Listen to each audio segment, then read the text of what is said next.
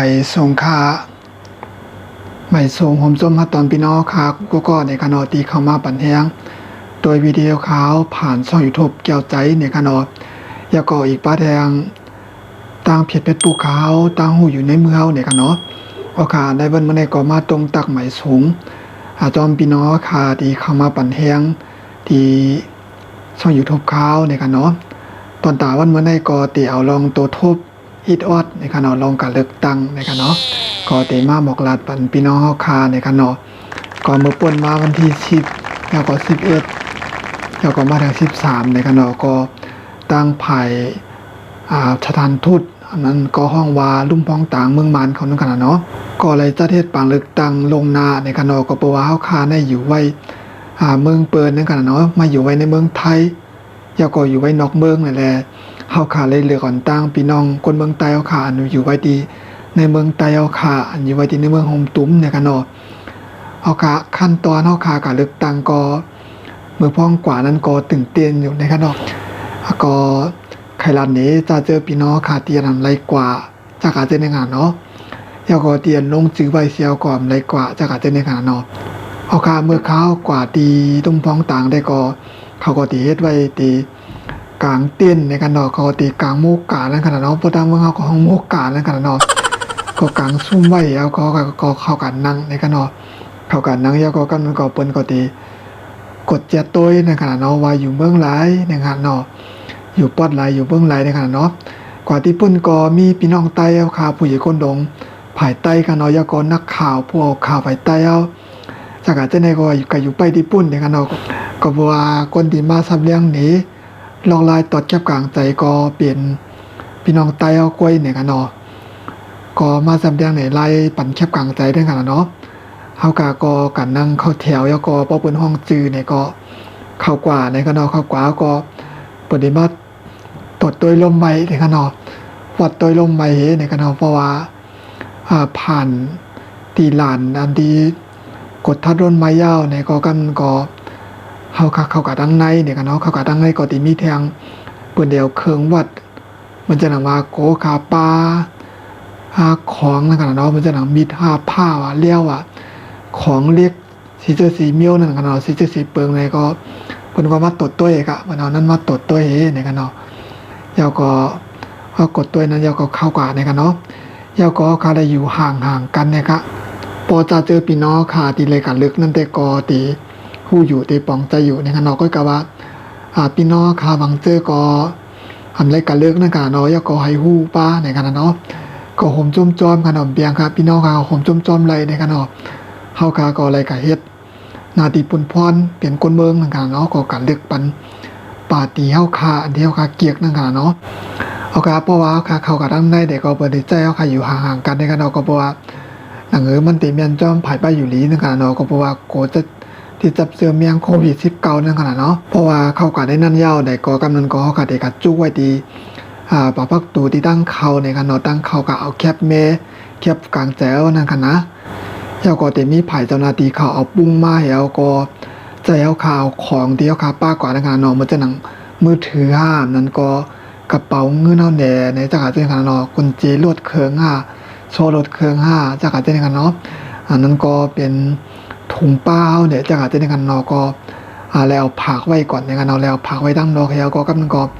พวกเขากับที่เจ้าหน้าที่เขาก็เจ้าหน้าที่เขาที่ย้อนตัวไว้กับโตแทงกำนึงในกันเนาะอันนั้นก็ว่าไม้ฟางในกันเนาะมัดปองตีนค่ะแล้วก็กำลังก็เปิ้นตัวแล้วก็เปิ้นว่าตีอยู่ค่ะอยู่เมืองไหลในขนาดเนาะก็เพราะว่าฮู้ตีอยู่เฮาเย้าเนี่ยก็เปิ้นเอาแคบแม่มาปั่นเฮาในกันเนาะพอมาปั่นเฮาเย้าเนี่ยก็กำลังก็ตั้งในก็จะมีภายเจ้าหน้าที่ปุ่นพรค่ะเนาะมีตั้งใต้ตั้งมานค่ะก็เพราะว่าเฮาเป็นคนพี่น้องใต้ก็เพิ่นก็ได้รับต่อความใต้เฮานั่นขนาดเนาะก็เพิ่นเจ้าหน้าที่ภายใต้เขาก็ไปที่นั่นขนาดเนาะเพราะว่าเป็นมานก็เป็นได้รับความมานนั่นขนาดเนาะเพราะเป็นพี่น้องเจ้าคือได้ก็เพิ่นได้ใจกำมานเป็นศูนย์กลางนั่นขนาดเนาะก็วันนั้นข่าวกันก็เป็นกำลังก็ได้เป็นพี่น้องใต้เอาก้อยในกันเนาะพี่น้องใต้ก็มีพี่น้องมานอิดออดในกันเนาะก็การเลิกในก็กันก็เปิ้นได้ใส่ถุงมาปั่นนะครับจะได้ว่าเปิ้นเดี๋ยวเคียบฉีกปั่นจึงเมืองเฮาใจกันนะเมืองเฮาได้ก็บ่ว่ามันเป็นเมืองเฮาแล้วก็ พี่น้องค่ะมาเลยก็มันจะว่าโหลดส่งกับทางตีนนั่นขนาดเนาะเปิ้นก็สิกปันนั่นขนาดเนาะเจ้าหน้าที่เขาก็สิกปันแล้วก็อะไรลงลายมือนั่นขนาดเนาะแล้วก็ฮับเอาเคียบกลางใจแล้วก็กะเข้ากับที่ในห้องลับนั่นขนาดเนาะก็กะปันตีกับปันไม้เมียนนั่นขนาดเนาะไม้เมียนเปิ้นดังมือเอาแต่ตอกจุ่มเอานั่นขนาดเนาะตอกจุ่มไม้เมียนปันตีในล็อกเป่าตีตั้งคางไผ่หางปาตีตีนเฮากะเกียกตีนเฮาคาเลือกนั่นขนาดเนาะก้อยกะว่าตีตั้งนอกเมืองก่อนเมืองไทยได้ก็แล้วกำจิ้มขีดเอาในกันเนาะขีดเป็นไม้เมียนขีดในล็อกสีเจียงนั่นค่ะเนาะขีดซื่อๆในล็อกสีเจียงนั่นในกันเนาะแล้วก็ผู้มีปุ่นพรก็ใจเฮาคักกดตัวแคบแม่เฮาอันนั้นก็แคบกลางใจในกันเนาะว่าจังมันโกจังมันฉีกจังมันมีน้ำมึกจังมันขีดไว้ในจักรใจในขนาดเนาะแล้วก็จังมันมีจุ่มผายเจ้าหน้าที่ปุ่นพรปางลึกตังไว้ในจักรใจในขนาดเนาะแล้วก็เข้าใจกดตัวค่ะมี3ถุงในกันเนาะค่ะที่ปันมากค่ะถุงนึงก็สิเป็นเตียนพองกวนเมืองนั่นขนาดเนาะเขาห้องปีตู้ต่อกันเนาะแล้วก็พื้นที่2ก็ได้เป็นปิ่นเนรุโตในกันเนาะเตียนพองจีเมืองแลเติงนั่นขนาดเนาะแล้วก็มาแดงทางอันก็จะเป็นอเมลตาลุโตในกันเนาะก็เป็นพองเตียนเจ้าคือนั่นขนาดเนาะในก็เขาขายเลือก3เคียบนะคะเขาก็สิใส่มาปัน3เคียบในกันเนาะแล้วก็1ถุงแล้วมี1เคียบค่ะกำลังก็เข้ากว่าในห้องลับนั่นขนาดเนาะขอในห้องลับแล้วก็กับปันตีนเฮาใครปันนั่นขนาดเนาะก็ตื่นเต้นไว้ในกันเนาะมันสิได้ว่าโกค่ะเนาะก็เพราะว่า5ปีจากไหนมี1ปอกล้วยในกันเนาะเฮาก็เข้าเลิกแล้วก็เขาเลิกตีปาตีนเฮาเกียกนั่นกันเนาะ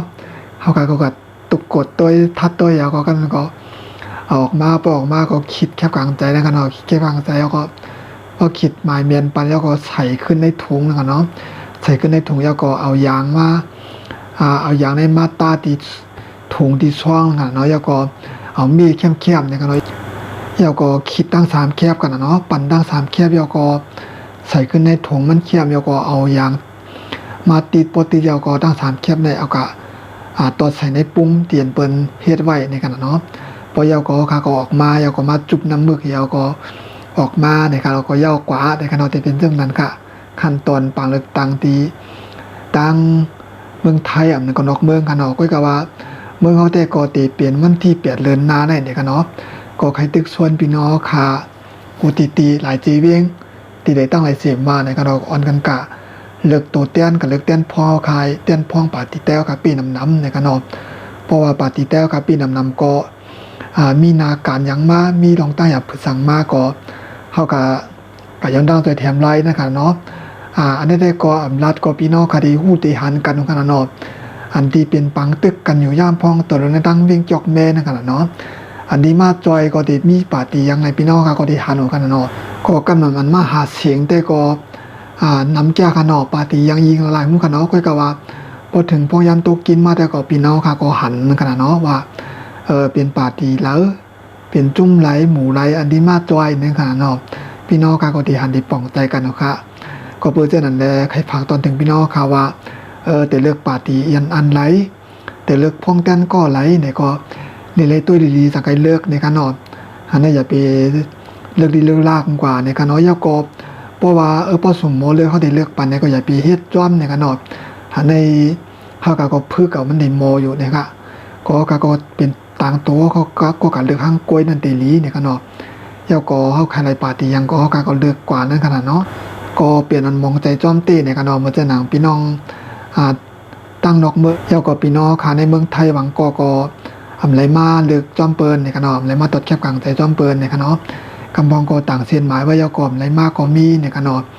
อีกหรือละลายชื่อละลายเมี้ยวละลายรองนั่นกันเนาะก็เลยว่ามองใจจ้อมเนี่ยกันเนาะก็เพราะว่าสื่อขลาเฮากันนึงก็ได้มีแคบกลางใจตาทานเคียบนั่นกันเนาะตัดตีเลือกเตือนพ่อค่ะตอนตัดตีกาเฮ็ดการในนุ่มสภาพรุดต่อนั่นกันเนาะก็ป้อขามการเลือกเนี่ยก็มันก็ได้ลดย่อมคะแนนอันนั้นก็เพราะว่ามาดมันนั่นกันเนาะจมหนังกันทุ่งไต้เอาขาว่าไว้พี่น้องไต้ก่อริมดีไหนไปตัวเมืองทบขี่ในกันเนาะ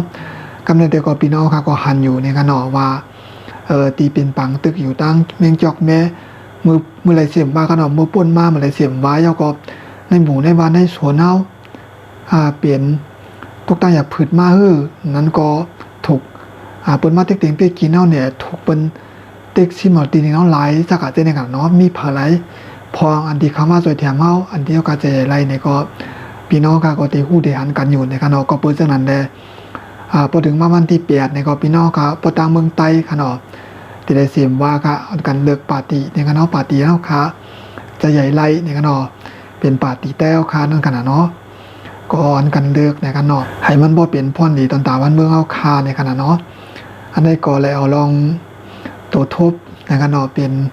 มือการเลือกตั้งในกันเนาะเฮาค่ะอยู่ตั้งนอกเมืองแล้วก็อยู่ตั้งเมืองไทยแต่ก็เลือกไก่เย้าในกันเนาะคือพี่น้องค่ะตั้งเมืองไต้ก็อีกค่ะเนาะที่ไปได้เลือกกันเนาะพี่น้องค่ะแต่ก็วันที่8ในกันเนาะหันในเพราะว่าวันที่8มาเนี่ยก็เพราะว่าพี่น้องค่ะเลือกเย้าเนี่ยก็เก็บกลางใจเฮาค่ะเตียนเฮาค่ะเลือกตีนอกเมืองอันก็เตียนเฮาค่ะที่เลือกเมืองไทยเนี่ยก็ติส่งมือที่เมืองเฮาเหมือนกันในกันเนาะเฮาก็ไปต้วยในกันเนาะว่าปาร์ตี้ในที่เล่นนำเสพายแล้วก็ปาร์ตี้ในที่เป้ในกันเนาะปางเลือกตั้งก็จำมาลอยๆในกันเนาะแล้วก็ค่อยก็ว่าลองจื้อแมงโควิด19ก็ที่ในเมืองแต้วค่ะก็ไปหายในกันเนาะก็เปิดจังนั้นแหละพี่น้องค่ะก็เลยพังสติไปอยู่ดีกันนั่งไผยังมันในกันเนาะอันนี้ก็ใครปากตอนถึงพี่น้องเฮาค่ะที่อยู่ตั้งเมืองเฮาในกันเนาะสังเกตว่าเตี่ยวกับตั้งนอกไหนก็ใส่ผ้าพริกปากพริกซบเสในกันเนาะแล้วก็อย่าไปอยู่จำกันนั่นขนาดเนาะให้อยู่กันห่างๆในกันเนาะแล้วก็ให้ลุ่มลาไปอยู่ดีนั่นขนาดเนาะบ่เป็นคนเฒ่าคนแก่อันนั้นก็เป็นคนที่อายุใหญ่แลปารังลูกอ่อนตึกเล็กอาศักตึกเล็กนั่นอย่าไปออกกะดังนอกในกันเนาะบ่เป็นได้อย่าไปออกกว่านะครับก็บ่ว่าแห้งจังขามโตค่ะนั้นมันบ่แก่นแข็งในกันเนาะตอนตาเตตึกเป้จื้อเมียงอันนั้นในมันเต็มปีไรง่ายๆในกันเนาะก็เปิ้นจังนั้นแหละเรียลุ่มลาไปอยู่ดีในกันเนาะถ้าเจอพี่น้องใครอยู่ตั้งเมืองเฮาก็ลุ่มลาปอทำเมเกแล้วก็ลุ่มลาลูกหลานเฮาป้าในกันเนาะนี่เลยฟังกันนะครับเพราะว่าออกกะตั้งนอกมาเนี่ยก็เลยล้างมือเลยสุกมือเนี่ยกันเนาะพี่น้องค่ะก็ตีคู่ตีป่องใจดีหันกันอยู่เนี่ยกันเนาะตั้งเมืองเฮาก็ไผไปหมู่ยาเขาก็มาเฮ็ดนี่อยู่เนี่ยกันเนาะก็แล้วมาผักตอนปันพี่น้องค่ะเนี่ยกันเนาะเอาค่ะวันมื้อนี้ก็แล้วลองตั้งตัวทบติเลขาตดเก็บกลางใจเนี่ยกันเนาะมาผักตอนปันพี่น้องค่ะเนี่ยกันเนาะพี่น้องก็ได้เบิ่งแต่ก็ข้ามฮู้เนี่ยกันเนาะก็กะว่าข่าวแต่ก็รายการเลือกตั้งอย่างไหนก็มีตั้งหุ่มจุ่มเชิญจอมเนี่ยกันเนาะก็เพราะว่ารายการเลือกปาร์ตี้เนาะก็เกียกนั่นกันเนาะมีตั้งหุ่มจุ่มจอมเนี่ยกันเนาะก็แล้วมาบอกลานี้ปันพี่น้องค่ะเนี่ยกันเนาะตีมาโดยวิดีโอข่าวที่เหนือช่อง YouTube เกี่ยวใจไรปาร์ตี้ตั้งเพจเป็นภูเขาตั้งหูอยู่ในเมืองเนี่ยกันเนาะกำเนิดสุดก็สำหรับพี่น้องค่ะไปเลยติดตามช่อง YouTube ข่าวเนี่ยก็ฝากติดตามอีกนึงเนี่ยกันเนาะมีข่าวเงาสังเสียมว่าเนี่ยก็ตีเอามาหมอกลาโตไต่ไข่นี้ผักตอนเป็นพี่น้องคาในกันเนาะตอนดาวันมื้อนี้ก็ตีคือรายการเอาค่ะไว้ดีในก่อนนะคะวันมื้อนี้ได้ก็มาตรงตักโอจอมพี่น้องคาในกันเนาะปัดนามาคาจังไกเมาพบสมันแทงคาไม่ทรงคา